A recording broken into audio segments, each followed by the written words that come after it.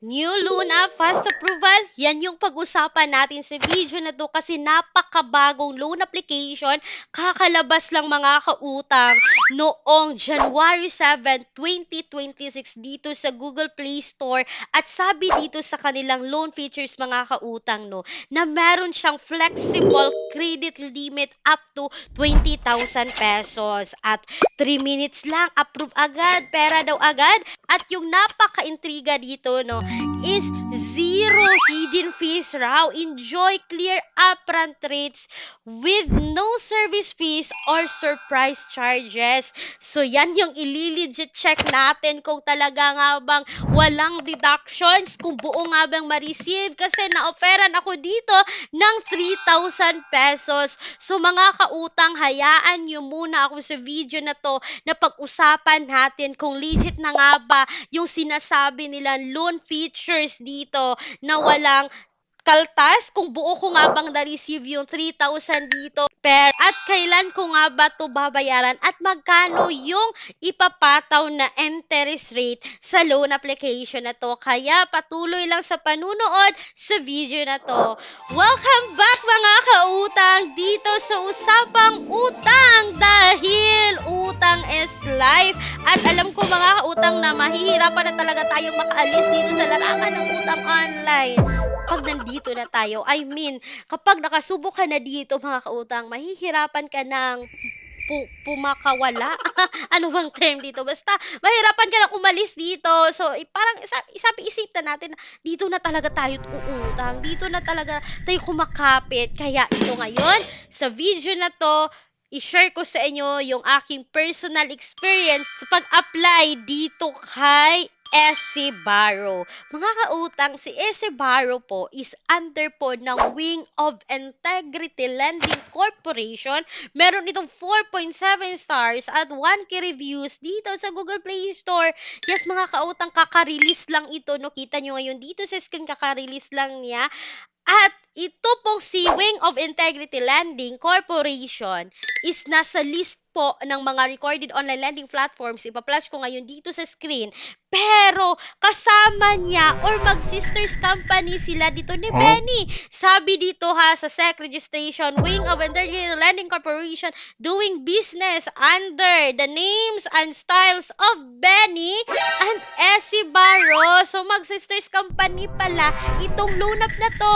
So mga kautang no, nung ako ay nag-utang talaga dito, kita nyo yung mga advertised features, ipa-flash ko ngayon dito sa screen, mapapa-click talaga yung mga borrower, mapapa-inganyo ka talagang makautang because of their advertisement. At yan yung ililegit check natin. So dito pa lang, pagkabungad pa lang mga kautang, no, nanghihingi na siya ng permission agreement, kailangan natin yang i-agree para makapag-proceed tayo. Kailangan i-allow natin na ma-access ni SC Barrow yung location natin, yung makapag-take pictures and record videos mga kautang, allow SC Barrow to send and view SMS natin. And eto na nga mga kautang, 10,000 yung nakikita kong offer. So in fairness mga kautang, hindi kagaya ng other loan app na makita mo agad na 100,000, 50,000. Nako, napakalaki na. But ito, realistic, 10,000 lang. Pero, wag muna ha, wag munang mag-utang. Proceed agad kayo dito sa face verification.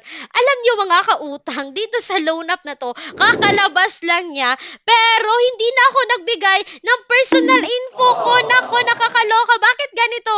Pagkatapos kong mag-face verification kay SC Barrow, is nag-proceed agad siya sa offer. Sabi to, more credit is coming, 3-4 na. Tapos tumaas pa yan mga kautang, tumaas pa yan. Mga kautang, in short, si FC Barrow is binalik lang. Nandito na to noon sa Google Play Store na wala. Tapos ngayon binalik na naman. At kung kayo ay nakapag-apply nito before, nandito pa rin yung info natin. Like kagaya ko ha, nagtaka talaga ako mga kautang, dumiretso ako dito sa offer. Kita nyo naman may 3,000, may 3,000, puro 3,000. May Bini A, may Bini I, may Bini O, ano pa ba? May Benny G, may Benny G, may Benny B. Ang daming offer.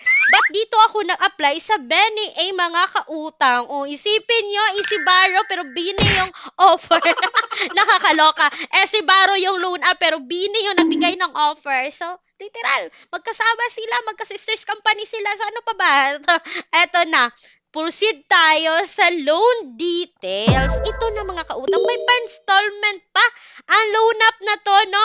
First installment mo dito is 2,700. Second dito is 270. The third is 30 pesos. All in all, mga kautang is 3,000.